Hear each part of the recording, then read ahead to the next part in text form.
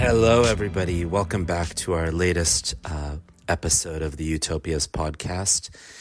This is an episode that I recorded actually almost 2 years ago, but we wanted to wait for the right moment to release it, and I now really feels like the right time.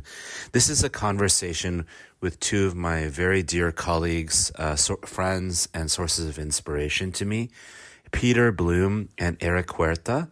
And these, both Peter and Erick, are based in Mexico, though they both often travel to other parts of the world, especially across Latin America, but other places as well. And both are very much what you might call telecommunication rights activists.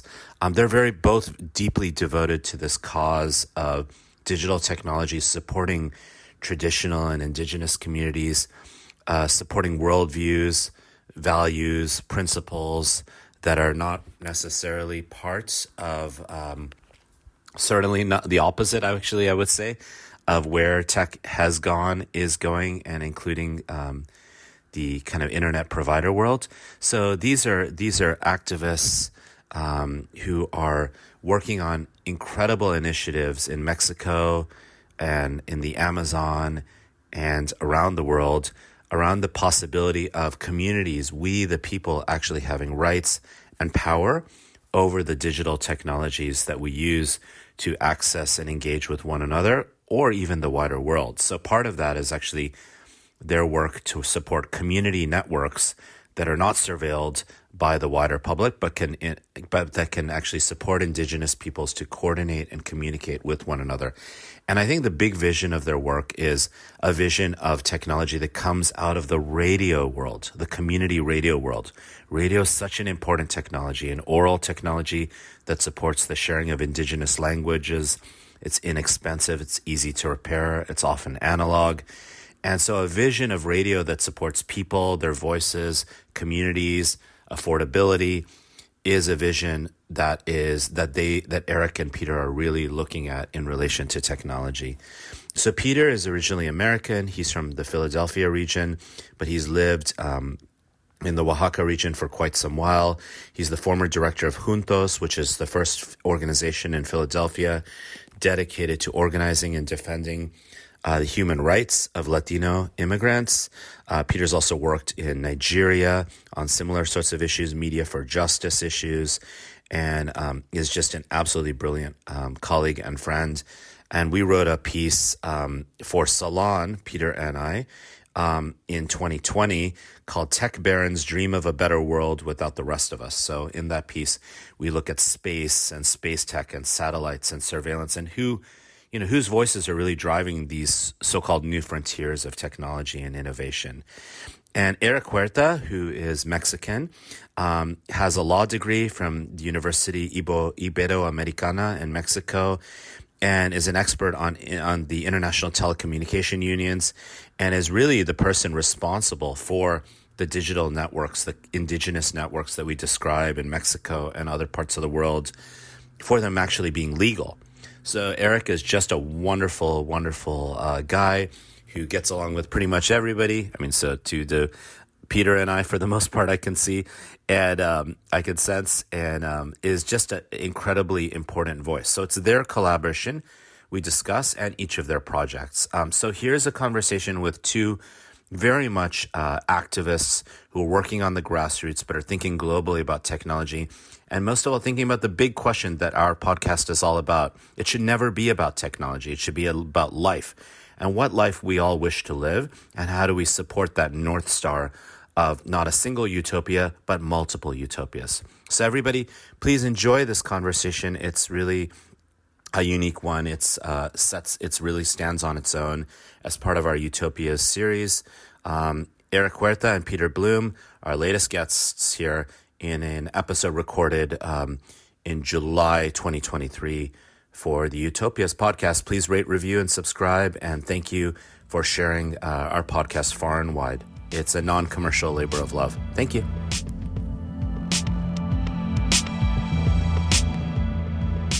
I think what I want to do is ask each of you independently, what your work is like these days, involving technology and activism, technology and indigenous peoples. And then I'm going to ask about how the two of you started working together, maybe any stories, any characters. Then I want to move a little bit to the past because both of you have very remarkable histories, as I know. So we can start with you, Peter. Yeah, thanks again for the invitation, Ramesh. Nice to be here, and congratulations on the podcast. So yeah, I've been coordinating this project, Rhizomatica, that I started some years back. Yeah, over 10 years ago at this point. Yeah, Rhizomatica was really about trying to find the link or the synergy or the connection between technology, open source technology above all, communities, land, and indigenous folks doing work in different places around the world. Mainly, we're focused in Latin America at this point. We've been working in Mexico for quite some years, and also in Brazil and the Amazon, larger Amazon in Ecuador and Peru and other places like that. So I specifically have my hand in a bunch of different things as the coordinator. I kind of have a little bit to do with everything that we do. And we have a few different projects. But yeah, I mean, right now we're working mainly on communication technology. That's kind of been our strong suit for a long period of time. Looking at emerging new technologies that are coming in, like the internet, like mobile telephony, like, just kind of the digital world that's enveloped us, and how people can be more central in that, how they can participate in that and shape the way that goes. And by people, I mean, people who are generally left out of that discussion, out of that planning, out of the design of all the technologies. And then we're also, myself, working a lot personally on this, looking at kind of the link between communication infrastructure and then also energy infrastructure and transportation infrastructure. So sort of broadening a bit the horizon, and thinking just more about autonomy and more about technology generally, not just focused on communication, but kind of what are the different things and tools and systems and just infrastructure in general that communities are engaging with or want to engage with that will help them be more autonomous or maintain the autonomy that they already have or defend their land, their culture, and so on. Just a couple things I want to highlight there. What do technologies look like from the perspective of peoples around the planet?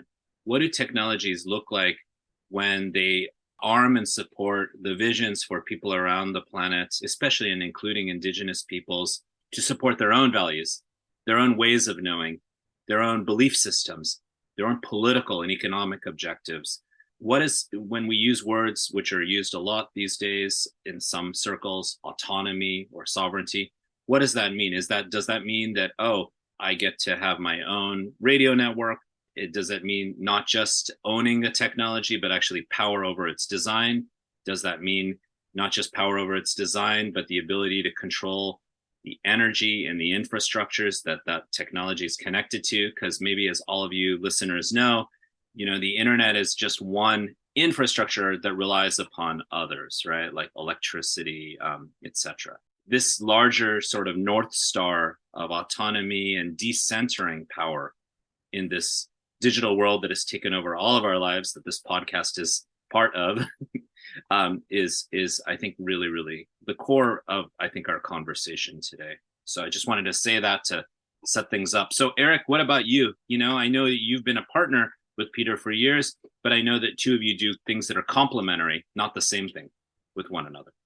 Yeah, well, maybe right now I work also with Rhizomatica, within Rhizomatica, and also with the Redes partner organizations, but at the same time, they have some different projects. And and my work mainly consists in working with indigenous communities that are interested in developing media and their own media, like radio broadcasting, telecommunications, and so on. But specifically, any technology that they want to use and develop. And my role is mainly dealing with regulation and governments and that, because you see most of these communities, well, although they have their own resources, they can develop their own technology, they can work with the other technology.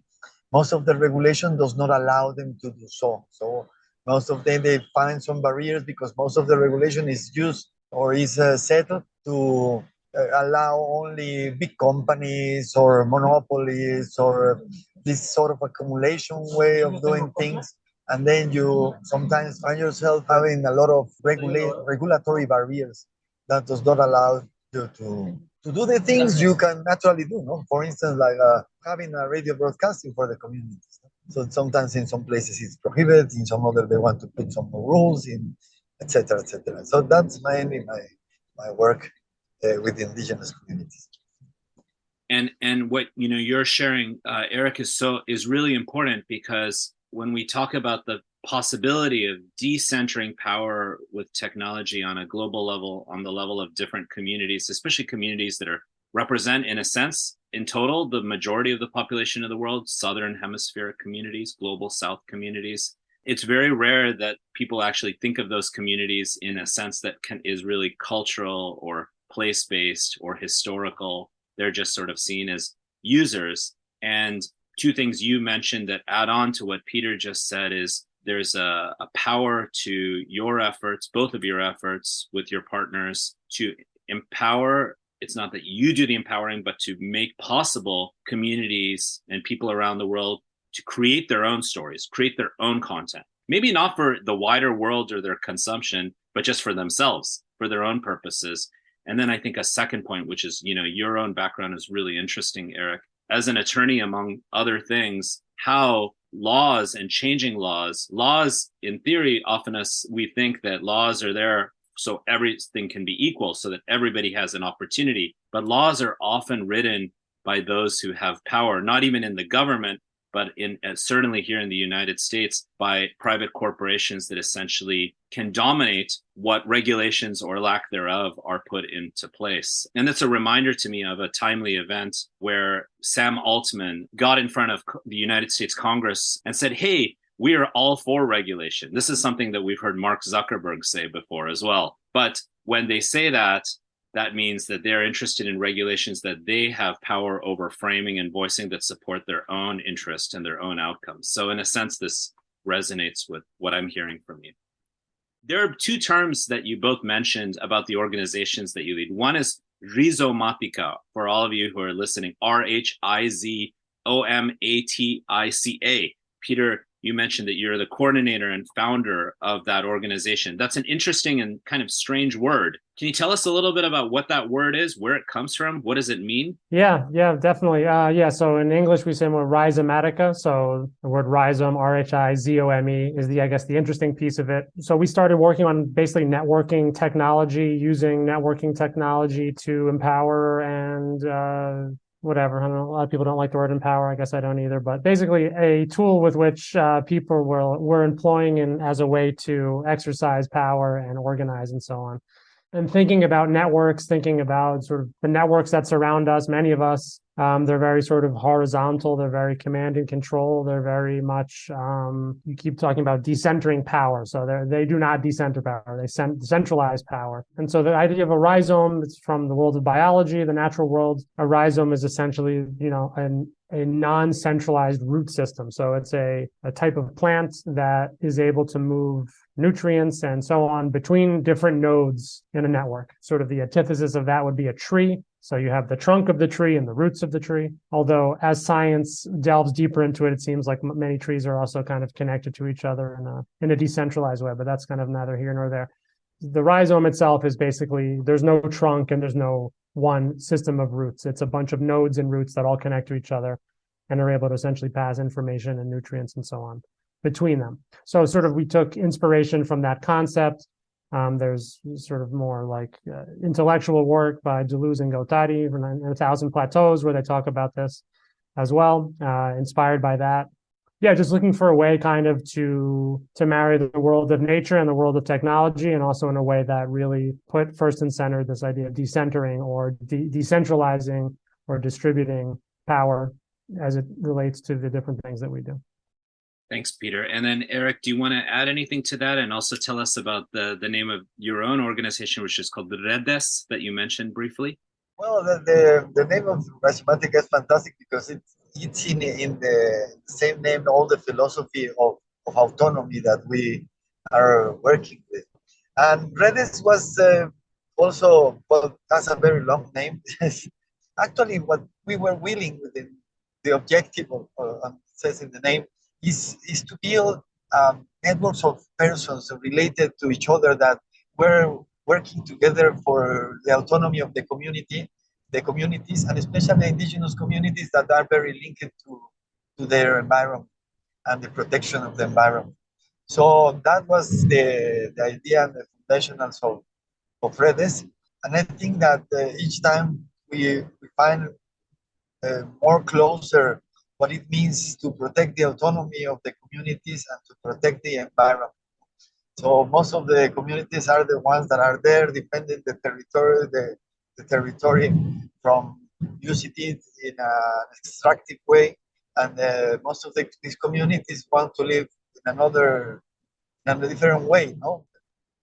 Awesome. And there are some pretty mind-blowing political philosophies, indigenous philosophies, cosmologies that we're going to sort of dive into as we continue the conversation today. But I think there's something I want to note that both of you alluded to, which is nature or something out of nature being an inspiration, at least metaphorically, in terms of guiding your own practice as activists, as people trying to overturn our current paradigms with technology, with law, with policy, and so on.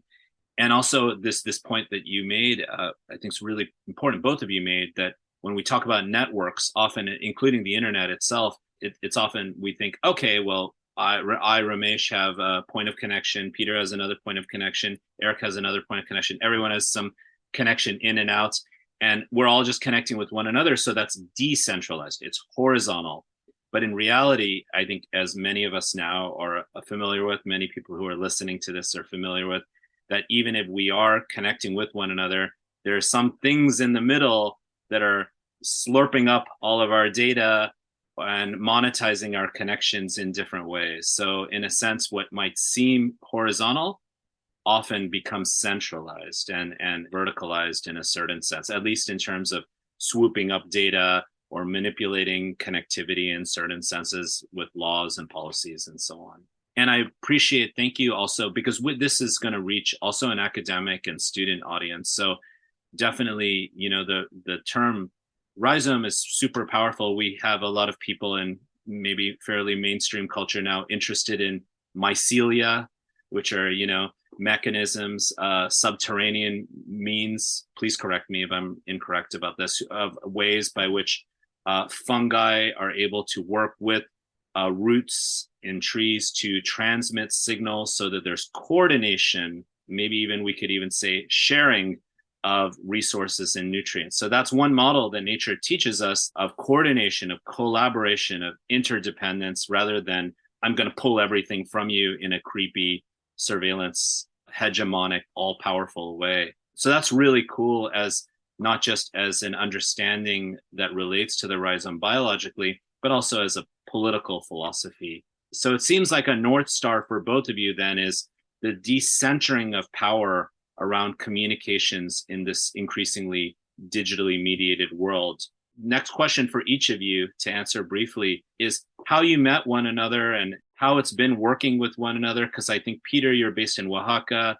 Erick, I know you're usually in Mexico City. You both move around all the time. Tell me a little bit about your story of joining forces and how that all happened. Yeah, no, it's a fun story. We met in a village, which by the standards of Oaxaca is a pretty big village called Talea de Castro. It has like 3,000 people at an event related to community media. And Erick had been working with his kind of lawyer hat on for quite a while, helping advocate for indigenous community and community radios in general, of which there are many in Oaxaca and all around Mexico, many dozens of these. And so when they were introducing Erick, who was kind of like, oh, this is like the expert who's come to the village to talk to this gathering of indigenous folks and their representatives, the people who were organizing the event introduced him and said that he had a telecommunications background. And now I, in parallel with some buddies, had been trying to figure out how to set up a cell phone network, which ended up actually the first one ended up being in this exact same village. Somewhat by happenstance, but it's kind of a nice story that in the same village of Talea de Castro, we actually built the first network that is the thing that brought Erick and I together in the first place. So we're talking back in about 2012, I think we met, 2011, 2012. So they were saying, oh, this guy has an expertise in telecommunications. So I approached Erick. I said, hey, I'm trying to do this thing. We're kind of like figuring out the technical part of it, but in terms of the regulation, I know we're going to get a lot of trouble if we do this. And since you're a lawyer, maybe you can figure out a path towards this being maybe not legal, but not as illegal as it definitely is. So that was kind of what brought us together. And Erick really thought it was a cool idea. And we kind of kept in touch. And I think the thing that was most interesting was just that it was actually feasible to do this. The technological possibility of doing this, which had to do with development of some softwares that other people were doing that I became aware of, and then fusing that together with a community approach and then a legal approach has kind of been the way that we've always worked. And the partnership with Erick has allowed us to do that. And I think from the very beginning, once it was clear that we were going to try to do this, once the communities were like, yes, we want to build our own cell phone networks, we want to operate our own cell phone networks, it was pretty clear that the only way we would be able to keep that going and kind of protect the interests of what the communities were doing would be to really have a good legal strategy. So we've always kind of from the beginning, and Erick has been a huge part of this, we try to think about these different things at the same time. We try to think not just, okay, well, where do we get the money to do the project? Or how is the community involved? Or how do we make the technology usable and affordable? But also, how do we ensure that we have a legal strategy, both in terms of the defense of the project, the legitimation of the project, and also just as a way to deal with all the bureaucracy that's inherent in a lot of the stuff that we're doing. So when you like really decide to take on these power structures, not just through the deeds, but also kind of in their own field of action in the world of bureaucracy, you really need to know what you're doing. And thankfully, Erick and some other folks we have on the team are good at that. They know how to maneuver in that world. They know how to get things done. They know how to build relationships. So yeah, the partnership started from back then, from before we even actually did any project in Mexico, knowing full well that we were going to have these issues. And I actually remember the first time I went and visited him in Mexico City, and I had been working with other folks and helping people set up community radio stations and just kind of generally doing things that you're in a pretty gray area legally, totally like legitimated by the communities and in lockstep with what they were doing, but radios without permission and all these things. So the first time I go to visit Erick in Mexico City, he goes, why don't we go talk to the people at the communication ministry and see what they have to say about this? And I, at this point, was basically, I didn't have any kind of residency status in Mexico or anything. And I was extremely afraid of going to this huge building in Mexico City. And I was like, I don't know if I'm ever going to come out of this building if they figure out what I'm doing or the folks that I'm connected with and the work that we're doing. But he was like, no, don't worry. I know these folks and we'll be able to meet with them and no problem. And that was the case. So that really put me at ease and allowed the project to move forward and do a lot of things that I don't think we or anybody else really ever thought would be possible. So you two have known one another since 2012. And yeah, no, I think 2011 actually is really when we first started. And you both met because of this interest in community media, which is different. So like what is that all about? Community media or even radio? Like why is radio at all relevant here? Yeah, I mean, I think for a lot of people that got involved in the early days of like internet activism, there's always been this streak of also these like media activist people being involved in that as well. I never consciously got involved in community media as a thing that was the central part of my work. I was doing community organizing and kind of always have been in some way or another. That community organizing has been focusing on technology for the past decade plus, but kind of folks who were also doing activism and who were around in the 2000s, the first decade of the 2000s, a lot of that world was like early internet stuff, indie media, all of these things of like, we can tell our own stories, we can have our own website where we can, and this we could be a group of activists, could be a community, could be whoever. And then when I ended up coming to Mexico, I got involved with a group that was building community radio stations, like physically like soldering all the components and helping the communities do that and workshops, really cool stuff. An organization called Palabra Radio. The basis for this cell phone project we did, this big project we did as Rhizomatica, was working with the people at the community radio station. So if you go around Oaxaca, which is a very mountainous state, thousands of indigenous communities, literally 16 different ethnic groups, linguistic groups, there's like 60, 70, 80 community radio stations that just cover the village, usually one village, two villages, five villages. And the reason those exist is because one, a lot of communities don't speak Spanish or prefer not to speak in Spanish. And two, radio is about beaming information to people. But if that information doesn't reflect who you are, or reflect what your interests are, or it doesn't allow you to, again, organize or build power, then people generally try to find ways to do that. So using media as a way to do that is historically important for communities, for the left, for indigenous folks. And as technology advances, again, the left and communities and indigenous folks also participate and also advance along and sometimes go back to technologies that were older technologies. But radio, FM radio, is a really easy thing to do from a technological standpoint. And basically everyone has a radio receiver, whether it's in their car, whether it's in their house, or now on their device. So it's a good way for a community, if they have their own media, to get word out and build consensus and consult themselves and each other around different topics. So growing out of that world, we started saying, well, the underlying, again, using the word infrastructure, human infrastructure, community infrastructure, the people that are involved in this, their vision of what they want to do is all pretty well developed. And the question is, how do we involve newer technologies in that people want to use and need to use, but put those under the same logic and under the same sort of governance structure, if you want to use that word. So when we started doing the cell phone network, basically it was just, okay, well, these folks already know how to run a radio station. Let's just set up a cell phone network and have it be possible to run it like a radio station.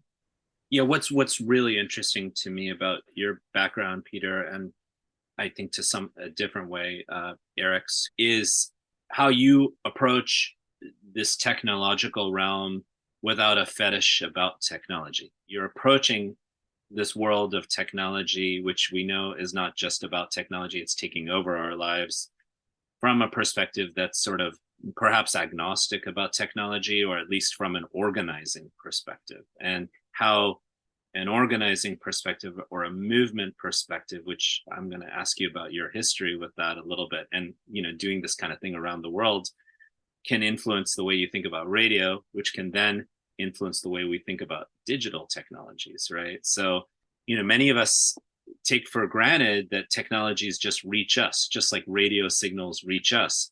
We just have to create an account. We just have to be users. We just have to be discrete individuals using these technologies.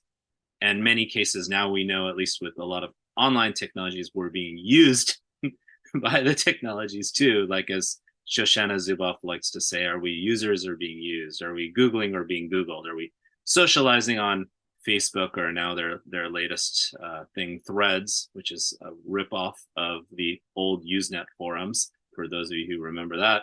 Or are we being socialized on those platforms? Well, maybe it's a little of both. It was really a mind blower for me to realize how powerful radio is as a local technology that's expressive of languages that are far removed from the dominant realm of Spanish or English language in South America and in Latin America. Can you speak to that history at all? Like, how did this come to be? Is this mainly a South American, Latin American thing, where like communities all over the place of all types, of all stripes, are operating their own radio stations? Because this, when I started learning about this, which is, around this 2012, 2013 myself, it really blew my mind. Yeah, I mean, at this point, there's community radios all around the world. But yeah, I think it probably has a certain kind of Latin American flavor to it somehow. Certainly historically, it goes back, to the 50s, to Bolivia, to these kinds of, miners' struggles and other things. Goes back to the world of liberation theology, which was very strong as well in Latin America.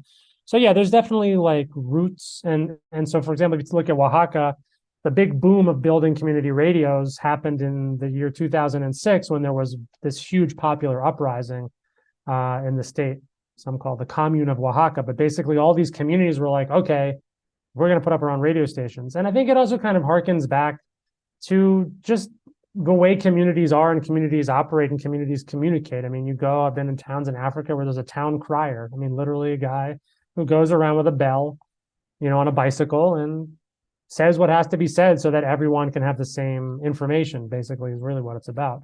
So the radio is just an extension of that, using technology to extend practices and ways of being that I don't want to say have always existed, but are certainly what you would think of as a kind of universal need of any group of people who live together, which is that they have some way to share information and receive information and use that to make decisions and organize themselves. So I think what we have in Latin America are a lot of like small agrarian communities that are pretty well organized, that have a history again of, some kind of left-leaning politics. Again, excuse me, liberation theology being a big piece of that. Like union being a part of that, organized labor and so on. So yeah, I mean, it's definitely there. I think there was also kind of like this, getting back to your question from before, the Zapatistas were like a big inspiration for a lot of people, including myself. And they also understood early on the power of the word in general, and then the power of that word as it interfaces with technology and is able to go out and spread around, as the first digital rebellion, all these things that people talk about. So all that's kind of floating around in the air in the places that we work. And then in other places that maybe don't have the same political history, there's also just a simple need to be in touch. So like we also work a lot in the Amazon, very, very small communities that are generally very, very hard to get to and far away from each other, and then whatever city might be within a reasonable distance. And so for those communities, they also use radio, but they use a different kind of radio, more like they would use something like HF radio or shortwave radio. So not broadcast radio, but sort of one-to-one radio. And that allows communities, so like many places in the Amazon, doesn't matter which nationality, doesn't matter which country, they have like the frequency that the nationality uses and the time of day, and we all check in. What that means is they turn their radios on and they kind of talk to each other over the radio. They can all listen to each other, and they sort of they send important information back and forth. They gossip with each other. They sometimes are able to reach back to whatever the city is where maybe their national government has its seat and so on. So that's, again, another use of radio. And the interesting thing about radio versus the internet that I find really interesting, and that kind of happens to be useful in contexts where people don't have tons of resources, is that it's free. Once you have the equipment, you don't have to pay anybody to get your message out. You don't have to pay anybody to listen to the message. So if you think about, the internet connection that we're all using right now, you're paying a service provider to maintain all the infrastructure, which makes sense. I mean, there's nothing inherently wrong with that, but it costs money, right? And so if you want to be part of this network, you have to pay. Whereas if you're using radio, any kind of radio, the means by which the information is communicated doesn't inherently produce any kind of cost or any need for any kind of intermediate infrastructure necessarily. So it allows communities that don't have a ton of resources to communicate and organize without having to pay money to some company. That's always good in the sense that it gives you a lot more freedom and a lot more flexibility.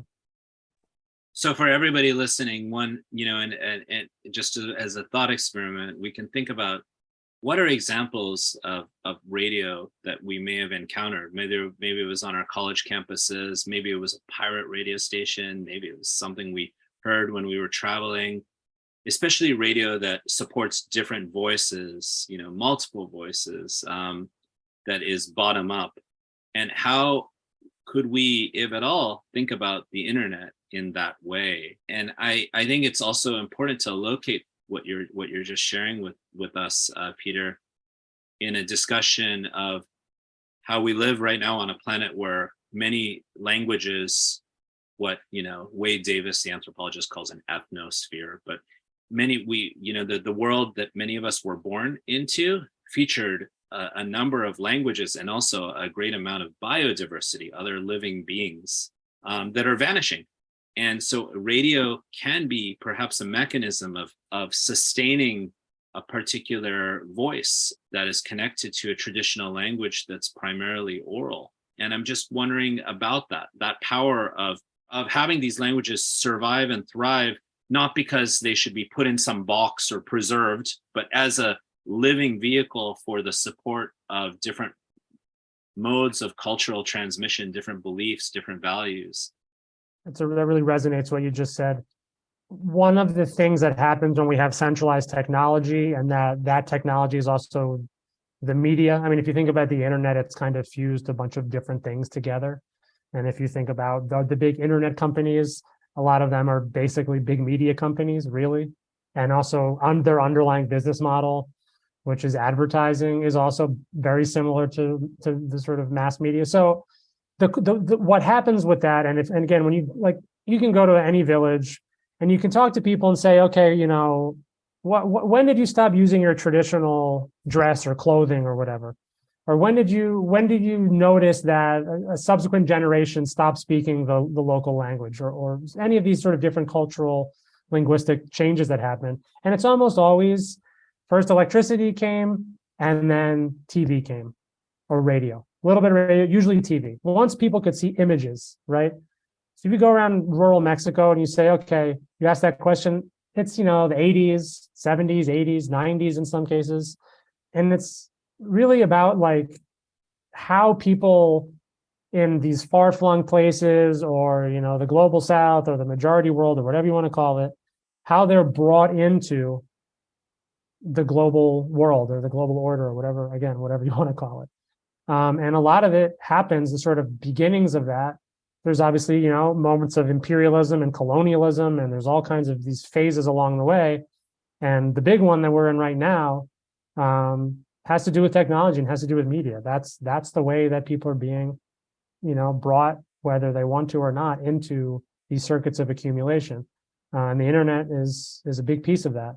So what ends up happening with that, and the way that these technologies are deployed and they work, their purpose at the end of the day is to homogenize, is to make things like when you try to set up a network, like if you talk to the big companies that build networks, what they're trying to do is it's the same as big agriculture, right? It's just you're trying to get rid of any kind of difference, any kind of outlying thing that doesn't allow you to implement your model smoothly on top of people and society and culture, right? And so how do we fight back against that with the same technology, or how do we rethink that technology or hack that technology or deploy it in a different way or govern it in a different way to say, no, we actually want there to be diversity. We want there to be a multitude of different ways of being on this planet. And that, as you said, also has a lot to do with the other living beings and the environment itself, right? Like the places that we're working are incredibly linguistically diverse because they're incredibly biologically diverse. And as that shrinks, both of those things shrink together. And so for me, on some level, and I don't know, it's not something that's necessarily stated or thought about every single day when I go to work, or the rest of the folks that I work with go to work, but there is some feeling like we are trying to all keep some sort of diversity and heterogeneity alive on this planet, both in terms of people and in terms of life in general. And sometimes it gets a little abstracted when you're like putting up a cell phone tower, but there is a link, there is a way back to that. And I think you put it very eloquently. You made a statement, I remember when I first heard about Rhizomatica or Rhizomatica, when I was watching a video about you guys. You said, I have this feeling, I'm literally quoting what you said, I have this feeling that technology wants to homogenize the world, right? And what we have to do is not let that happen. And I think that's interesting because the business models, for everybody who's listening, the business models that drive large corporations, large multinational corporations, many of which, of course, originate here in the United States.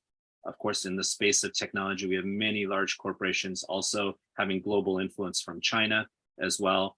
The vast majority of people implicated by the so-called products and services that these corporations offer are in Africa, in South America, in Latin America, where Peter and Erick are both beaming in from, in South Asia, and what we call the global South. The vast majority of the global population and those who are actually deeply interconnected, whether they like it or not, as you said, to these dominant global technologies that come out of multinational corporate worlds, are in these parts of the world.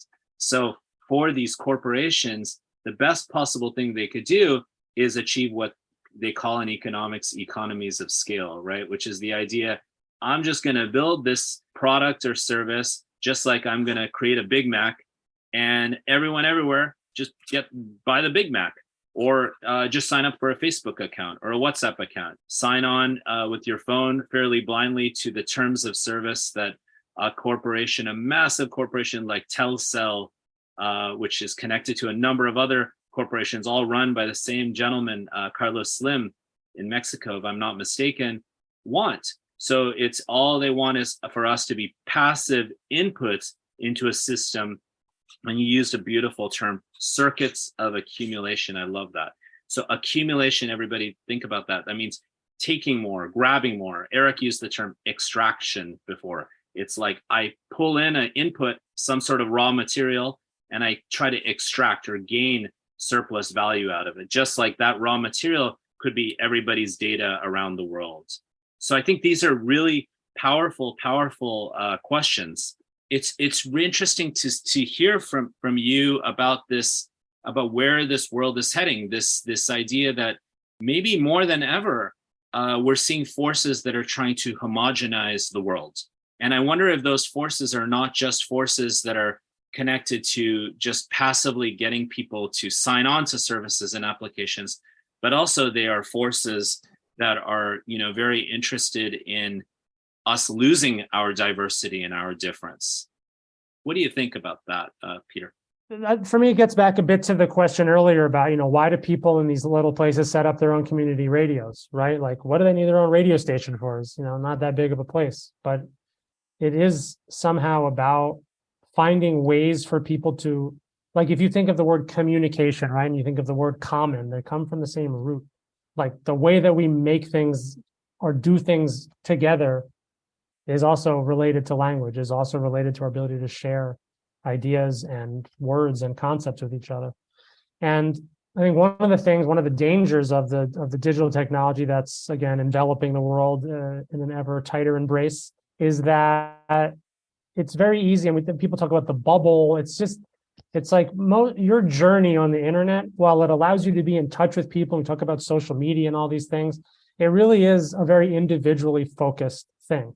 It's about an individual, right? It's about an individual's navigation of the web, of their own network of people and things that they're interested in and so on. It's sort of like, I remember these books, it's like a choose your own adventure book, right? So in that sense, there's no common narrative anymore. And that's problematic, right? And again, it doesn't have to be a common narrative of the entire globe, but a common narrative a local common narrative, which is now even harder, right? So you think, people in their homes connected to global communities where they don't even know their neighbors, right? And so those tendencies are built into the technologies, right?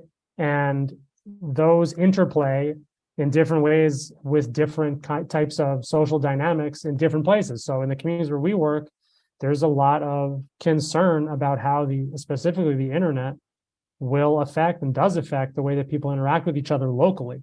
Like I remember one time I was giving a workshop at a high school in an indigenous town, and there was a computer lab that had been set up in the place, and it had internet. And whenever I would turn around, and these kids were 13, 14, 15 years old, maybe. So I would turn my back to write something on the board, and like they were distracted by the computer. So I would then turn around and I would see the blue screen on all their computers, Facebook. They would all like be clicking over to the Facebook window instead of whatever other thing we were doing. So I stopped the class and I said, what's up with Facebook? Like, what do you guys think about Facebook? We're talking 2008, maybe something like that. And really what I said was, who are you communicating with on Facebook? And really the funny thing was that they just were connected to each other. So inside of that computer lab, although it was all going out over the internet, all going onto Facebook servers, the only people that they knew who were on Facebook were the people in that room, because their grandparents, their parents, and their siblings didn't have access to Facebook or weren't interested in it. So the only people that they really knew were each other. So what would they do? They would share photos to each other. So we kind of had a reflection on that of, well, what is the appeal of using a global platform in order to share things locally, right? That's the appeal of these things. They allow you to do both, but at the same time, it really undermines the local. It can undermine the ability to put things in common with the folks that you're acting together with in a specific place at a specific time. And it's a reminder that actually that as many of you listening know, that Facebook started first as a campus intranet, perhaps we could say, or a platform for a place-based community, right? And just as the internet itself, which is a digital infrastructure that allows electronic content to be shared, started on specific university campuses in the United States, specifically at UCLA, where I work, but also at other campuses as well. And when we think about this loss of languages and loss of the ability for people to direct their own communications, right, to have self-determination, or we might even say collective determination, because we're talking about communities.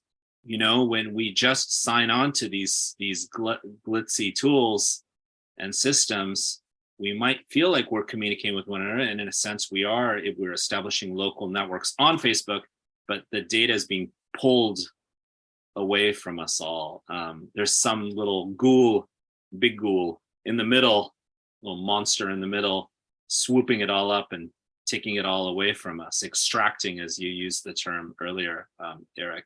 So Erick, I want to turn to you. Tell us a little bit about your thoughts on the power of community radio and this question of the sort of this point that we live in the world where we see dominant technologies, in a sense, homogenizing the world to achieve greater economies of scale for these corporations. Some of it is just about valuation rather than profitability.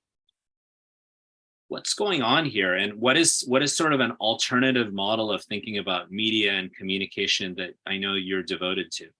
One of the things that is, I will start with the radio, and radio broadcasting, I think is a very nice technology, because it's easy and it brings the capacity to model it yourself, and it's also not alienating. It does not alienate you from your surroundings, from that. For instance, right now I have to be on a screen talking to you, and I have to put all the attention to this telephone and that.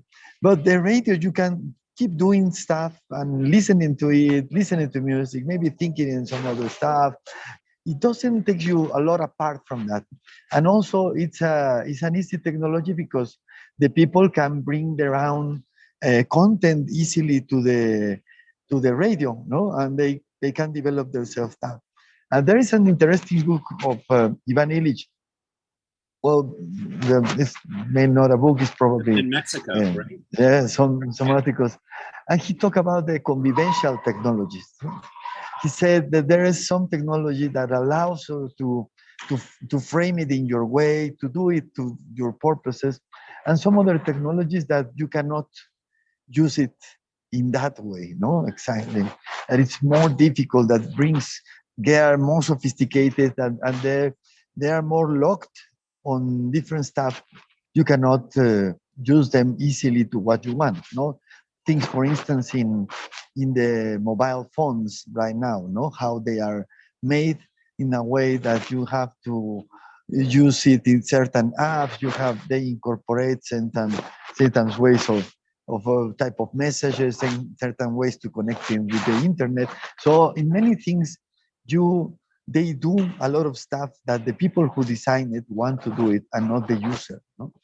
And the thing with the radio is that it can easily be managed to the users of the radio and can be framed on that. And that's, I think that it's a very nice thing of regarding the technology. And this brings me to different thoughts on what actually has become most of the technologies. So I think that technology has been something that humans have been developed along the years and in all the life. For instance, a specific technology, the way they build the houses, for instance. And they were very related to the local needs and views on the territory and how to do the life better in a specific way or in a specific territory. But right now, most of the technologies have been designed to control, and specifically the communication technologies, mainly the tools of controls relates on how you isolate the people and take it out from their surrounding and bring the information that you want them to have, them to see. And most of the architectures of these technologies, that's why they are centralized. It's not because that's the only way they can be done, but because the hidden objective of this is control, actually. No? And well, that's something that we are trying to build different alternatives in technologies that that do things differently. It's super powerful because I think what this part of the conversation has, I think, identified, both of you have helped us understand, is that these dominant global corporate driven models around technology might seem efficient, they might seem what we call frictionless. They have different sorts of capacities or aspects to them, but in reality, what seems efficient, or just as you said, an individual just accesses, is actually a bit of a Trojan horse by which our lives, our data, our energy, our contribution, our content are all being monetized or extracted in a top-down way without almost any disclosure, transparency, or accountability. But in the meantime, the byproduct of that, that's a sort of distilled economic vision that either expands valuation or profitability or some combination of that.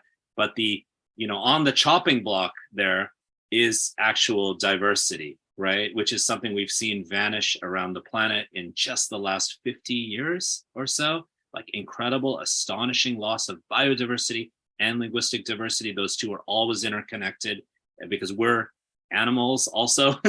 and our languages reflect different ways of articulating and expressing different types of knowledge that could also be connected to our own biodiverse worlds that we live within. So for all of you who are listening, who might speak, even a major language, say you're a Mandarin speaker or an Arabic speaker, imagine if you had to express every single thought, and say you're fluent in English. Imagine if you had to express every single thought or idea or vision that might come from even a dominant language like Arabic or Chinese or Mandarin in English. You can't learn another language simply through the dictionary, because languages encode very different ways of seeing and knowing the world. But then if you take that to an indigenous language, which is, and Oaxaca, where both of you have done a lot of work and both of you are in Mexico right now, is full of many dozens and dozens of languages, or at least we could say dialects of, pan languages, Zapotec and Mixtec variations.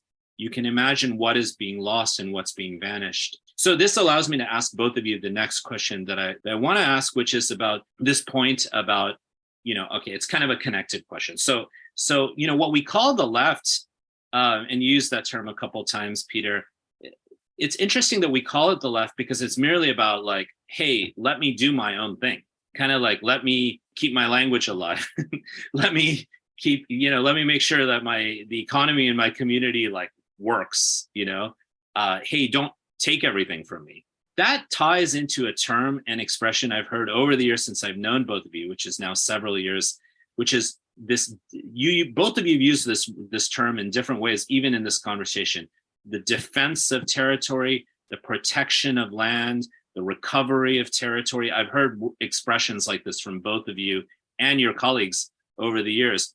What the heck are we talking about when we mean recover territory or protect territory? That seems like maybe I have a gun and I'm like protecting my house or my community, but I know it's not just that. Even the Zapatistas were incredibly, largely speaking, non-violent rebellion dating back to 1993. So like what, and I think it's also important that everybody listening knows a future guest on this podcast, Emory Douglas, the Minister of Culture for the Black Panthers, likes to make the point that they basically killed nobody.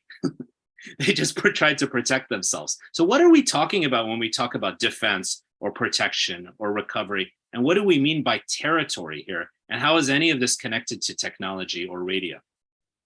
Sure. Yeah. I mean, I think the original part about the left, I think a lot of the places where we work, not some of them identify, again, it's like there's a lot of different people in a community, so everyone identifies however they want. But Some of them are more aligned with like left movements, but I think the thing that many of them have in common is they are resisting capitalism, right?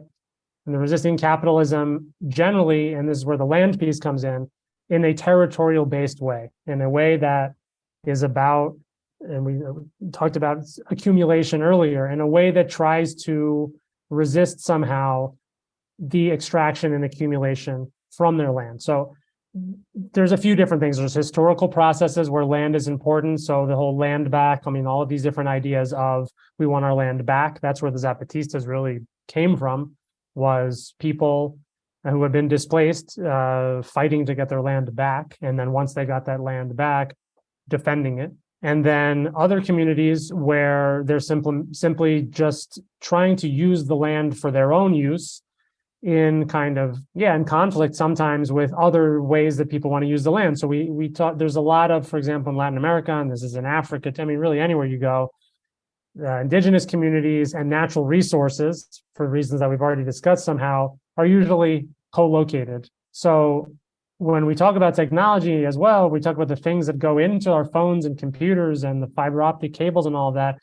Those are natural elements that have to be removed from the earth and then processed. And a lot of times it's right under the feet of indigenous communities.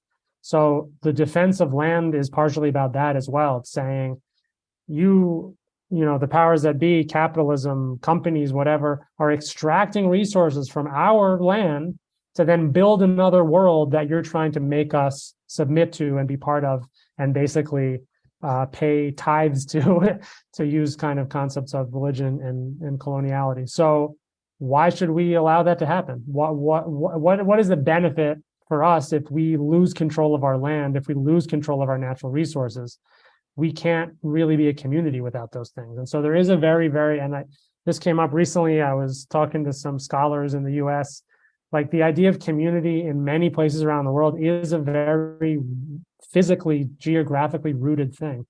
It really is about a specific piece of land. And again, a lot of indigenous communities, that's, you know, issue number one is the land. The people and the land are correlated. They're inextricable. They're not really a divisible thing. It's one and the same. So when you are removed from your land, when your land is removed from you, it's extremely, extremely difficult to continue your culture, your identity, your society, right? Your self-determination, your collective self-determination is extremely difficult without that territorial piece. And so, I mean, sometimes we talk about some of our work as digital self-determination, using digital tools as a way to basically add value to whatever struggle is going on around land and around territory and around defense of land. I mean, situate this, everybody, in the backdrop of where the global world has gone. In the US here, right, where this podcast is based out of, 3 people have equivalent wealth to 170 million, approximately. 3 people, 170 million. Not 3 to 170, not 3 to 170,000, 3 to 170 million. That's like hard for me to even rack my head around. Or on the global level, 8 people with equivalent wealth to 4 billion. Half the global population. 4 billion, not million, billion. Erick, do you want, what do you think of this question that I asked? Yes, well, I think this thing with the territory and the idea that came immediately to the persons that here people defending the territory, it is about land, no? It is about defending the property, because that's the way we have been framed, the things of a property or a land, and you do not trespass, no? That's a very strange sign that when I went to the United States and I saw that everywhere, no, do not trespass. It was pretty easy to trespass here. Yeah, be aware of the dog and so, but mainly the difference is a different understanding of the territory, because the territory is not just the piece of land, no? So it's all the stories that are in this land, it's all the relationships that are in this land, it's the way the land sees and the people, the way they understand the land and the meaning they give to that land. The songs, the stories, is a way of existing. No? So when we are talking about defending the territory, is defending a way of existence. And the characteristic of this way of existence that the people defend is a way in which they have lived for many, many years there. Like think, for instance, in the Aboriginal communities in Australia, for instance, no? They have lived there for 5,000 years. They have been there forever in a way that they are not, that all the living beings or all the things that are in this territory have coexisted peacefully for thousands of years. And that's the way, that's what they are defending when they're defending the territory. And they are defending a way of life that allows all this territory to be existing forever against some other ways of thinking in which the territory is something that you go to exploit, to extract whatever you can. And when you finish of extracting that, then you leave it and then you go to some other place to do the same, no? And that's now I think that we can see that now in all this space race, no? Let's go now to Mars and extract something from Mars because we have already extracted everything from the Earth, and maybe we get to a point that the Earth is going to be destroyed. So let's find out some other place to destroy, you know, or extract everything. And if you think in that, that's the way the virus behave. No? The virus doesn't build a relationship with the host. The virus repeats itself within the host until a point that destroys the host. No? And I think that's is a different way of being and some way of existing. What is defending when they are defending the territory. It's interesting to set up two different ways of thinking about land, right? Like land or territory as property, which, you know, this notion of property itself, we can directly tie to John Locke, and which, you know, dates back to the late 1600s, right? And so sometimes some of the more progressive arguments about the digital world, which is taking our data, is, okay, well, our data are our property. But what you all are talking about is something I would say far more profound, which is what we might call land or territory as sort of a substrate upon which, like, all sorts of living beings, all sorts of histories, all sorts of layers of like almost like a palimpsest of history lives. It's like an ethnosphere and a biosphere. So the protection of this vision of land is actually the protection of a way of living and knowing that is actually being violated when land becomes something that's merely property or just something that's extracted upon. For those of you, again, for all of our listeners, your mind will be blown if you go to Mexico. All of these horrible stereotypes we hear in the United States about Mexico are basically wrong. And in Oaxaca in particular, I remember the first time I was there, which was during the teachers' strike. Was this 06? Am I correct on that year?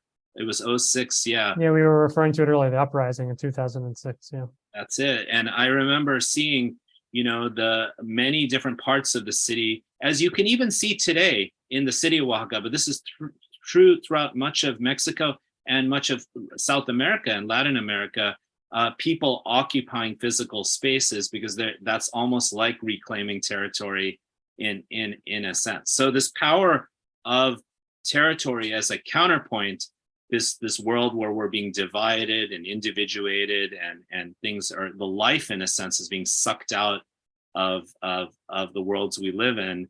It's breathing life back in a sense, it feels to me. You know, so I also have noticed a couple things, and I know both of you have even more familiarity about this than I do. You know, you've been working with dozens upon dozens of communities, mainly in Mexico, but in other parts of the world. You know, like in Chiapas, the state where the Zapatista rebellion originated in 93. You know, I've seen from communities that you both connected me to in Abasolo, people are sharing with me how when children are born, when babies are born, the umbilical cords are hung on trees. So that's an expression of, you know, my body or my child's body is the tree and the tree is us. Like this these things are not different than us. They exist in relation to us. Or I remember reading an article that Loreto Bravo wrote, your partner, in Ixtlan, near up in the mountains and near Oaxaca. There's sort of signs saying there's no private property here. Do you see all these as very connected to this theme that we're kind of diving into here? Well, actually, when Eric was talking about the no trespassing sign, it reminded me of the sign that you're referencing.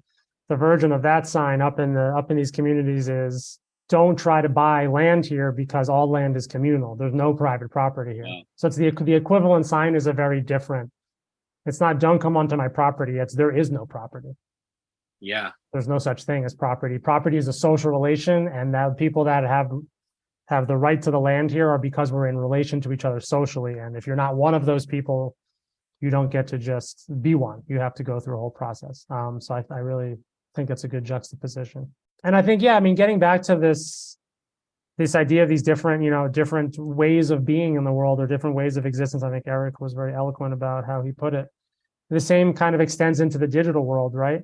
Like, what does a different digital world look like? One that isn't a reflection of capitalism or any of the other sort of animating principles and values that go into creating all the technologies. So that's kind of what our work has been about, somehow saying there's a pretty clear, physical territory and understanding of relationships and ways and that beings are in relationship with each other. Those are physical beings, spiritual beings, natural beings, and so on. And then what does that look like in the digital world? Is there a version of that can exist? Like, how do you extend that into and through these same technologies? Or maybe they have to be different technologies, and maybe it can't be done. Or what? How would you negotiate between those worlds?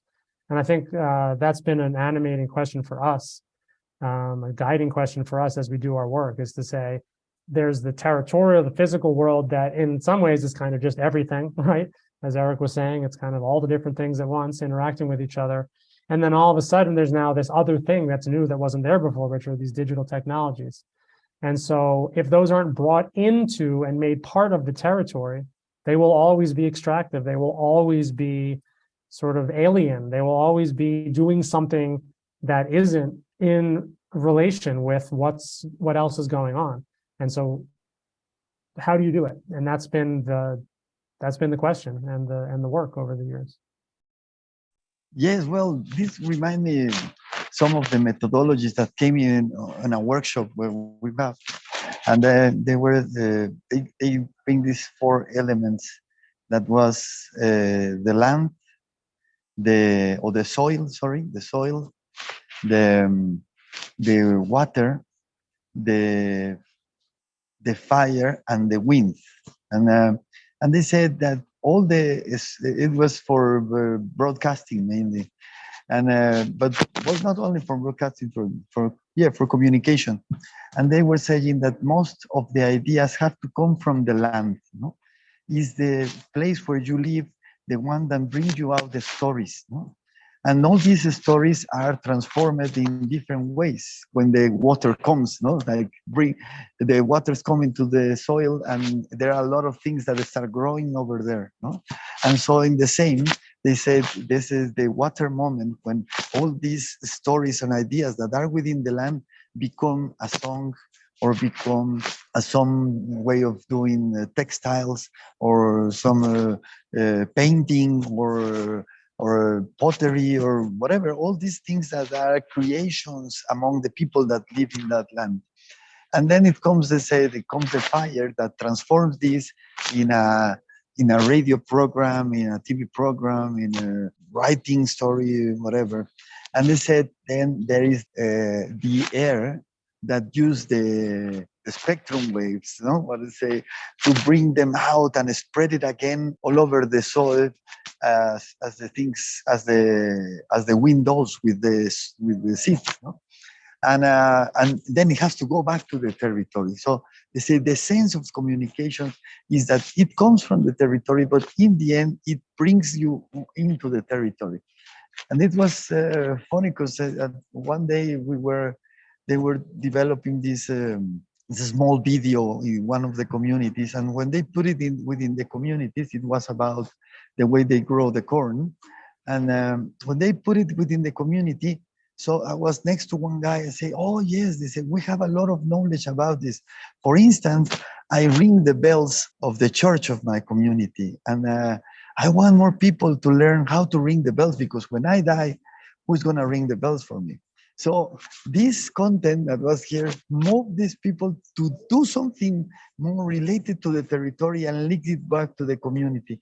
So instead of isolating the community, on taking you out of the community in an idea of progress that you have to go to somewhere else to become a better person or whatever, in this idea, it brings you back to the land, and it connects you back to the land to keep the life going there. I mean, what a completely different vision that is, right? I mean, everybody listening, or all of us know, when we get on Instagram, we get on, Twitter, we get on these mega platforms, we go somewhere else, right? We get deterritorialized in a certain sense. And that's a deterritorialization that not only occurs in our own sort of sentient experiences of being on these technologies, but it's also a deterritorialization that happens in a much more material way, where all these resources are being extracted, right? So think everybody of classic ideas of industrial labor, right? It would, the inputs were nature, so-called raw materials, and labor. I mean, not just those, but those were the main things. And surplus value was extracted from that for the purposes of supporting capital. I mean, that's the classic Marxist sort of delineation of this. And now think about this digital world where we still got labor. There's tons of raw materials, right? Like rare earth minerals that are part of this. There's massive energy sources powering this digital world. I mean, think about Bitcoin mining or server farms or all of this. I mean, I don't know how many of you remember when we used to get emails saying, save a tree, send an email. I'm basically paraphrasing, but also our emotions and our psychologies and our hormones are raw materials of this new form of digital capitalism. Dopamine, cortisol, adrenaline, these are all like being messed with. It's sort of like a return to territory, in a way, is sort of a return to re-embracing place, and re-embracing place not just as like place, but place as an agglomeration of values and beliefs and histories and traditions and ways of being, ways of knowing. You hear these terms, and I've had the opportunity, having like gotten to know both of you and the projects you both have been leading over the years. You hear these terms, I remember from hanging out with you, Peter, where you're on like a ladder that's like 60 feet high, it seemed like, or drinking some extremely strong liquor with you, Erick, in Quetzalan, that's supposed to heal our hearts, with the largest Nahuatl and Totomaco, if I'm pronouncing it correctly, cooperative in Mexico, just a little bit away, a land with massive caves and waterfalls. I'm like, my God, this is mind-blowing. So both of you are having these very, very like direct experiences, and I've had just the opportunity to witness it a little bit, not much. And these communities are telling you things like, I mean, just a few different things I'll say, and I want each of you to remark on it. So Peter, I've been with you. Well, we've been in a room with 150 plus people where what's called the most direct democratic form of governance, called the asamblea or assembly, where people just come together and they got to figure it out. Like they got to figure it out, like all of them. Or, Erick, you've clued me into ideas of what people say in buen vivir, living well, or this term tequio, which everybody knows in Mexico. Like, it's crazy, or at least in Oaxaca state, people, which is like doing work for the good of your community. Or this term that sometimes gets critiqued, comunalidad, like we're all kind of common, we're all in the commons, we're all together. So I know these words I probably didn't define or express exactly correctly, since you both know this much better than I. But there's all these sort of philosophies. Some of them are cosmological, some of them are political philosophies, some of them obviously exist at the interface or integrate both, that are all about this recovery of territory, but like doing it the right way, like being there for one another. living a good life. What's up with all of these as sort of counter philosophies that are guiding these sort of bottom up, do it yourself types of technology projects or radio projects too? No, well, I mean, I think that behind all these philosophies is to be closer to the territory that you live, no? And how to move all these technologies within that reality, because the moment you don't see the person that is next to you, that the moment that you don't see the trees, the moment that you see all the land where you are living, you stop understanding what is needed to remain the life going within this land. And I think that's the most the underlying thing within the work that we are trying to do with the technology is to bring it closer to a reality of the people, and so that this technology is framed within the reality of the communities and not outside from it and bringing out to some other way of thinking, no, that is not connected to the everyday life of everybody. Yeah, and I think you're really talking about just the ways that people express sort of universal human ideas of like sharing, participating, communicating, making decisions, and they are expressed in these different ways that have been definitely more sort of formalized, I guess, and are understood and are kind of accepted by everybody.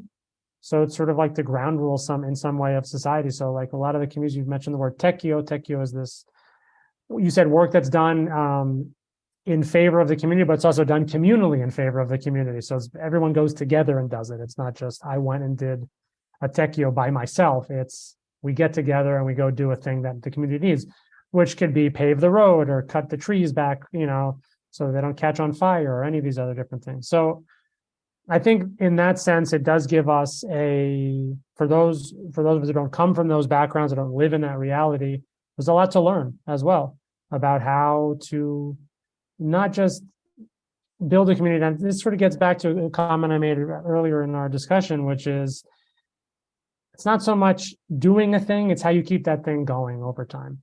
That's really what defines these communities and what defines a successful, activist project or whatever. It isn't just doing something. It's not just, we had an assembly. It's how do we sustain a world or a community in which the assembly is the way that we make decisions, and what are all the things that have to be in place and all the things we need to understand and all the sort of, just all the little things that go into that. So like people in these communities, they make decision by assembly. It doesn't mean they don't disagree with each other. It doesn't mean there isn't tremendous diversity of thought or ideas, but they have all agreed that this is the way we're going to do things. And if you don't, there are sanctions. And I think that's another thing that a lot of people have trouble, especially like we've hung out a lot of people coming from more like, anarchist, activist backgrounds. And sometimes they chafe a bit when they see that there's rules in the community. The communities aren't just everyone does whatever they want and it's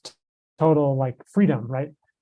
Freedom in the sense of every individual is free to do whatever they want. It's more of we live in a place, we have these resources at our disposal, which is the land and everything in it and all of that. And we have to figure out a way as a group of people to survive and to thrive. And as you were saying, to realize this buen vivir, right? Which is sort of going to be like an alternate way of thinking about maybe what we in the West or whatever the North would talk about development, right? How do we define poverty? How do we define fairness and justice? How do we define getting enough to eat, right? All of those things would kind of fall under the term development, right? This thing that, people that live in a certain way need to live in this other way. And that would be along this sort of continual path of development. So buen vivir is an alternate concept to that, which says, what are the things that are important, right? And one of those is the territory. It's, making decisions together. It's the language. It's the relationships. It's all the different things that allow you to have a good life. And the good life isn't about accumulating possessions and money. It's having enough, but not having more than you need, right? And really what it says is, that has to be done in conjunction with other people. There's no buen vivir without others. And knowing that the land and your community has your back, right? Like you don't exist individually, you exist in many ways relationally as well. It really ties to what, the philosopher Achille Mbembe, who's had a huge influence on me, asked this question, like, how do we share and repair the earth, amidst this notion of the Anthropocene, the idea that humans have irrevocably, largely negatively impacted the planet and the biosphere that we are part of. So now I want to ask you each about a little bit of your background, because both of you are very interesting people to me. And Peter, I was hanging out as I told you, I was hanging out at Penn at a great conference called Democratizing the Internet. It was actually really productive, more than most academic conferences. And then I heard from like a colleague of mine that an organization you started, you must have been 20 years old or younger, called Juntos, which is like, again, together, if I'm not mistaken, what that means, had it celebrated its 20th anniversary. But I've also, like, having known you over the last several years, heard about crazy stuff that's gone on in Nigeria, in other parts of the world. What brought you to Oaxaca and to Mexico? I know you also have spent time in Ecuador. And also I know you come out of like a punk background. And, this podcast is definitely going to include, if I have my way with this, punks for sure, and anarchists, of course. So tell me a little bit about your own story in relation to that. And then I'm going to ask you a similar question, Eric, in a moment. I don't know. I'm originally from Philadelphia. I started playing in a punk band, a hardcore band in high school, continued that in through college. Typical, just like dissatisfaction with the world and anger and all that stuff led me into community organizing and just trying to actually do something in the world and not just bitch about it, I guess, would be the the sort of driving motivation for a time. So when I was about 19 years old, I started getting close to the recently arrived undocumented immigrant community coming from Mexico and Central America in Philly. And just like kind of building relationships with folks. And that turned into this organization you mentioned called Juntos, which has basically been a kind of an immigrant-led organization for the last, I don't know, at this point, I guess, of those 20 years, probably about 12 or 13 of those years, it's been immigrant-led organizing project, just fighting for people's rights and for, a seat at the table and just kind of basic human rights and all of that.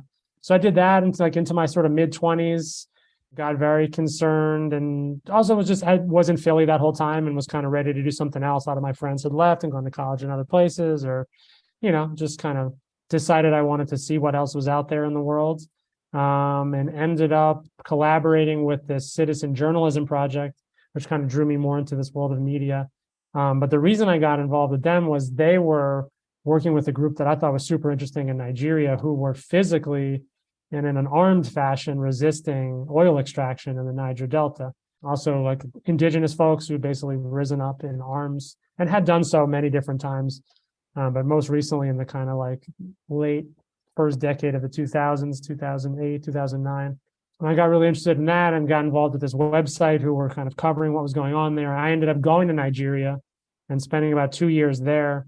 Just getting in a lot of trouble, basically, and trying to stay out of too much trouble, and working with a lot of communities on media stuff, on video, which is also where Rhizomatica was born. The organization was born, working with communities who wanted to use video and their cell phones as a way to talk about and share stories around oil pollution and violence going on in their communities in the Niger Delta.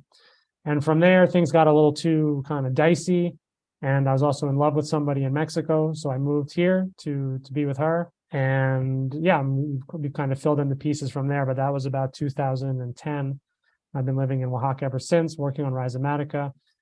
It's taken me all around Oaxaca, all around Mexico, as well to lots of parts of South America, Africa, all around. So it's been a really interesting ride. Still trying to approach the work as a community organizer from when I was 19 years old. It's hard sometimes. There's a lot of, as the projects get bigger, as things get more complex and so on, roles change, you get older, and I have a kid now. So, again, try to get in a little less trouble than I used to. But basically still just trying to work in communities, work with communities, and keep that going. Thanks, Peter. And would you, if I asked you any like icons or heroes or folks that you really look up to, or even institutions you look up to? Are there a couple you want to just share with us off the top of your head? Yeah, I mean, I haven't thought about that for a long time. I certainly back in the day, like Subcomandante Marcos was part of the Zapatista uprising as a kind of an outside person working with other people. That was definitely a hero of mine. Yeah, I don't know. I mean, I definitely was like schooled in all this like community organizing stuff, like Saul Alinsky, that whole like all that lineage of people were definitely folks that I took inspiration from, just like all that kind of community organizing in the US in the 60s and 70s. We actually work with one of the organizations that I always thought was really cool that you mentioned, Tosepan, which is this huge cooperative. We have the privilege to do a lot of work with them, which is super cool, and just how they've over the last 40 years managed to build this massive cooperative of cooperatives, right? Like there's many, many different cooperatives. So I met them back in my Juntos days, actually, which was really cool. And then we ended up working with them on some of these other projects, 10 years later. So they've always been some, folks that I've looked up to, and it's cool. What about favorite punks? Favorite punks? Yeah. I don't know. I got to think about that. It'd be hard. Are you a drummer? Am I right? No, I was the singer in the band. Who's your favorite punk, Ramesh? I mean, oh dear Lord, where do you start? It's a hard question. That's to a answer, really, right? really difficult question. It's a I mean, I was just listening to the Wipers and that song Nice. Youth of America, which is like totally an anthem that maybe a lot of us listened to in high school. Yeah. Yeah, I mean, like the whole DIY punk thing for me was always super important. Like in high school, like, putting on shows in my parents' house, and then like having to patch up the walls afterwards. And then also in college at like the punk house that I lived in. But just like this idea of the DIY community was always cool for me. It got like a little too white and a little too insular at a certain point, which I'm sure you can probably share that sentiment.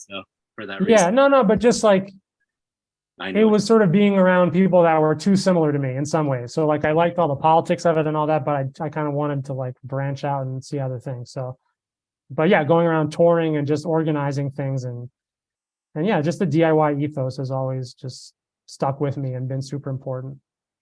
Yeah, that's really clear in the years I've known you. Erick, how about you? Tell us a little bit. So, I know your magical trails have taken you to Australia. I wouldn't have met Tosepan if it wasn't for you. Like I literally met these amazing folks. You told me 50,000 members approximately existed for 50 years. Who are some of your heroes and icons? And tell us about, some of your own story that took you to where you are now. Yeah, well, most of my story was I started really early, like working with communities, specifically, mainly in some slums in Mexico City. From there, but mainly linked to social work and that sort of stuff that I liked to do with these communities. But I think that at a specific moment here in Mexico, when you finish your high school, well, not high school, sorry, when you finish your degree in the university, the first degree, you have to go do social service for probably 6 months. And so you can choose either to work in a community or in a town or in an NGO or the government. And I chose to work with the communities. And at those days, that's 1996, for instance, it was a strong thing with the Zapatista movement there, but there was also the low intensity war, and the university didn't allow me to go to Chiapas with the Zapatistas. So I went to Oaxaca, and actually I found it there as well because the movement was all spread around. It was a very high moment for the history of the indigenous peoples in Mexico, where most of them were rising up. And so there, when I went to these communities and I get deeper and have the chance to live there for longer, then I realized that, well, I was the last person to be prepared to do something for them, that I was not going to do anything for them. And then actually that I was very ignorant on most of the realities that they were living there also. And also that most of the things that I have learned by becoming a lawyer was a lot of tools, but the law was done to take them out of the communities and to extract these things off. So when I realized of that, then it came a very high crisis for me, because I was not a human rights lawyer. I was more prepared as a corporate lawyer, and so I didn't know what to do, what was gonna do next, because I couldn't be thinking in the same way after being with the communities. But at the same time, I didn't have the tools, and I was not the sort of lawyer to work for them. So, well, I kept my career in law, doing some other stuff, and but I kept always going to the communities and do what I can there. Until some point when it came the first democratic elected government for Mexico after all these 70 years of one party ruling. And then it came a lot of sound that bringing out the San Andres agreements to the Constitution. And some of these San Andres agreements talk about the community radios and their own their right to have their own media. So, well, that was when I realized that I could work on that, because my field was telecommunications, and that was what I could do. And so I approached to to the government trying to do that. And I also knew some people from the Zapatista movement, and I wanted to do something within changing the law. And I started then my field in the communications. I got a good contract for the government, and from that money, I said, okay, I'm done from being a corporate lawyer and a telecommunications lawyer. I'm gonna do work only with indigenous communities. And I went to Australia, and there I met the Jagera traditional owners in Brisbane, and I became a mediator within them and the government, also to bring a protocol of understanding to work with them in the cultural heritage management. So then I came back, and this is the story that I have been working within the telecommunication sector, but with the indigenous community. So that's more of my story. So Erick, you were saying, so you were working as a mediator. I think of you as sort of a mediator in a lot of ways. Your personality is like that too. You're very conciliatory. You're very kind. You're a great listener. It's hard not to be your friend. And Peter was telling me earlier about the first time the two of you went to the giant building. I guess it's the Ministry of Telecommunications in Mexico. And Peter was like, am I going to get in trouble here? Like, what is going on here? And it's actually you and with the work of your organization, Redes, that was able to basically make legal all of these dozens of community-owned and built digital networks, supposedly, at least some semi-autonomous cell phone networks that exist there in Mexico. How did you do that? How are you able to sort of be able to bridge between, these communities that are seeking defensive territory and some notion as a North Star of autonomy, and the bureaucracy and perhaps at times corporate interests of people working for the states? Because here in the US, many people who are supposed to work for the public or the state, I know they're not exactly the same, are actually highly influenced by private corporations. I mean, we see that even in the cabinet of Biden, people who are on the board of weapons manufacturers. Our current Secretary of Defense was on the board of Raytheon, which is a major weapons manufacturer, part of the military industrial complex. So how did you do this? Do you think a lot of this is just about you and your personality, or is it about a different attitude? Tell me a little bit about this. And also tell me about how you were doing this kind of thing in Australia. Yeah, well, it has to do with a belief, no? And I believe that everywhere, in every areas, there is people that want to do meaningful things, no? But sometimes they have been trapped by the work, by the daily, how to solve the immediate things and how to bring money to the houses. And at some point, people ended up working in some things that just bring them money, but it's not actually meaningful.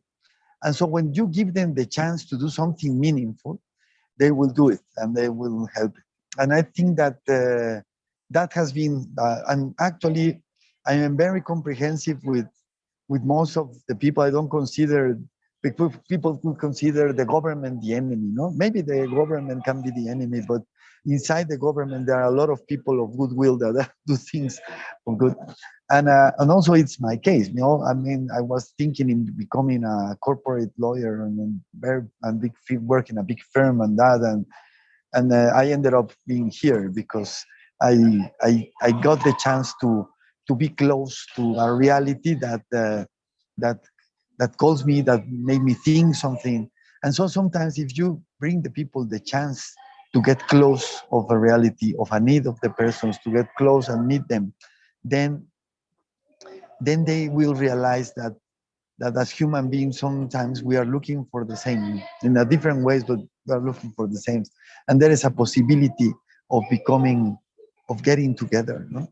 And then I remember back from when I talked to Australia, the chance that the Jaguar community wanted. I was telling them, well, I used to do this in Mexico. Do you know what can I do here? And they say, okay, we need you because, the government there is a law that protection of cultural heritage, and that law force the government to do cultural heritage consultation whenever they're gonna do some development in an area, some road or whatever. But what the government used to do was to go and hire a university, and the university could take whatever Aboriginal people find and just say things. And they say they don't respect our organization as indigenous, and we have organization, and not everybody can talk about the country because the knowledge is spread in different persons within different areas, and not every person knows specifically the country. And so the government had a very big issue in cutting a sacred tree on that. And that was a very big issue. So they wanted to, they realized they have to do something different, but they couldn't understand each other. No? Like they have different ways of thinking, different ways of organizing the people there. And then they hired me, that kind of a mixture of things, because actually, as being Mexican, you are always in that middle of the world, no, the world. And then what I did was, I think that one of the things that was very powerful when understanding when trying to look to the government is how can I translate what is meaningful for the persons in the government, how is meaningful for what is meaningful for that culture that can allow them to put in the shoes of the Aboriginal on what happened. And then I did something, because there is a very important day in Australia. It's called the Anzac Day. So I tried to move the symbol that they have done within the tree to what is the Anzac Day of Australia in Australia. And then they realized that it was the same, no?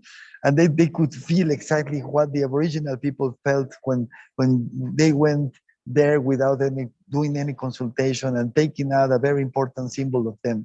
And that's the thing that I try to do, is try to bring up some bridges. Sometimes they work, sometimes they don't work, but at least we try to put people together, no? And try to make them understand that they are dealing with this existence, and how the government sometimes is pushing them out or taking them out. And well, sometimes there are not nice negotiations, sometimes there are hard negotiations, sometimes but most of the time we have to do that, because we are in a world that excludes people, no? And puts them out of the system if you don't belong to that. There is a very nice film that I love.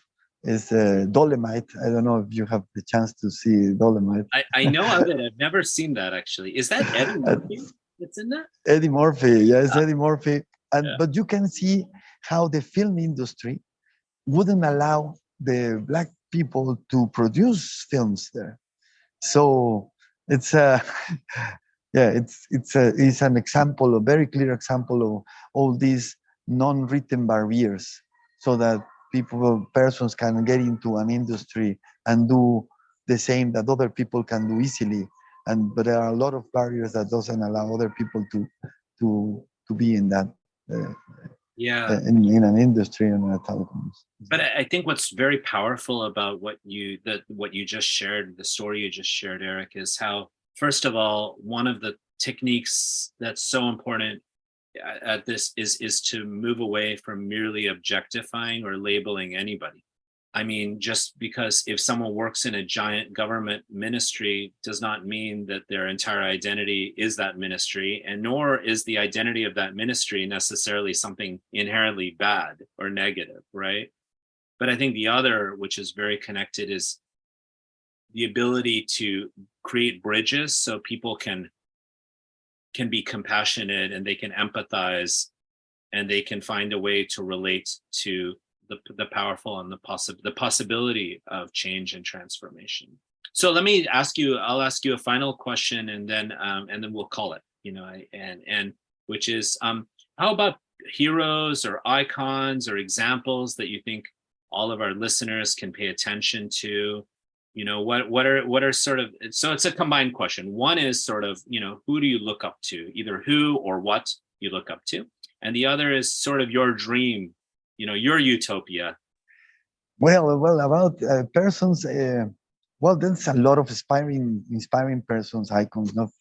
I think that one could be for me Gandhi, no? So how he was able to do all this movement of liberation of India in a peaceful way, no? Gandhi. How Gandhi, yeah. No, how can he did that? And of course, well, I'm a Catholic, so so at some point I'm thinking Jesus, but not in the divine Jesus that you have, but this guy that was no one, that has nothing, and just had an idea of being different and did a movement that changed a lot of stuff or move a lot of people, and so it's not as a god, no, but as some person that get into its reality and want to do the things different and want to change it, and doesn't care if he's gonna be dead, no. So, and of course Zapata, that's the icon in Mexico for the rebellion of the people. Emiliano Zapata. Emiliano Zapata, yeah. Looking up.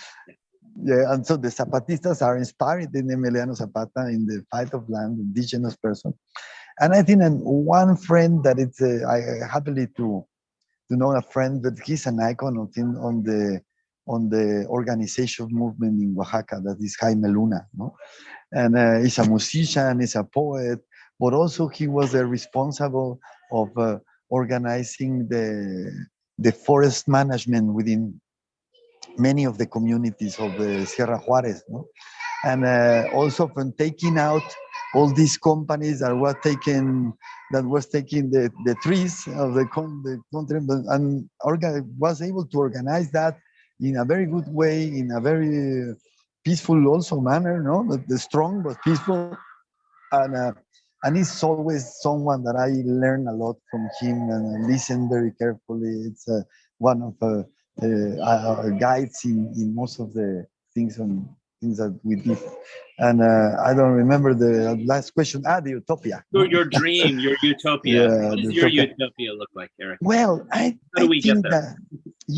think that one of the problems of the world is that we have become what we are now, no? In the way that persons that destroy the planet, and they're not people that doesn't care for life, no? Because most of the ideas that has been getting to us from the education, from the media, and my utopia is that it comes from the indigenous peoples from Colombia, well, some of the in the Creek, the Cauca region, when there was the first summit on indigenous communication. And they said, we have to recover the word, to recover everything. I don't know, in Spanish es recuperar la palabra para recuperarlo todo, ¿no? Recover the word so we can recover everything. The word.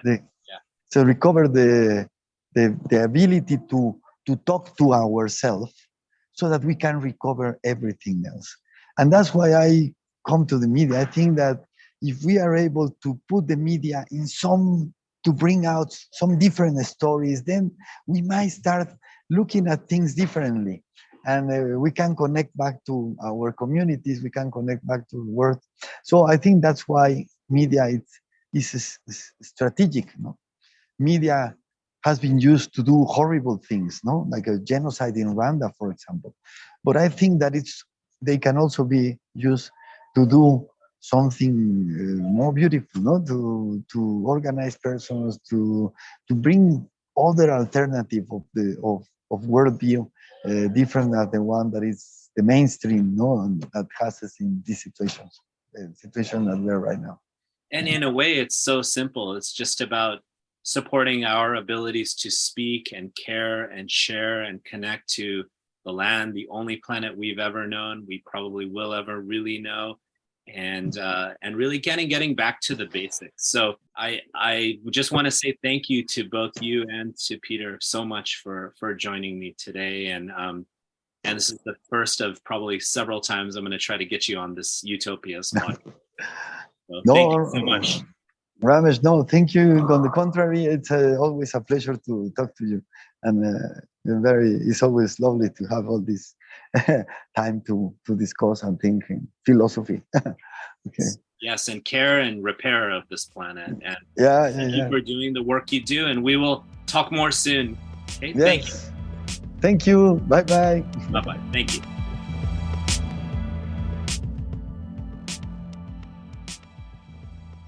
Hi, everybody. Your support means the world to us. Our podcast is really focused on creativity, on care, on stories of inspiration, and inspiring characters of all kinds.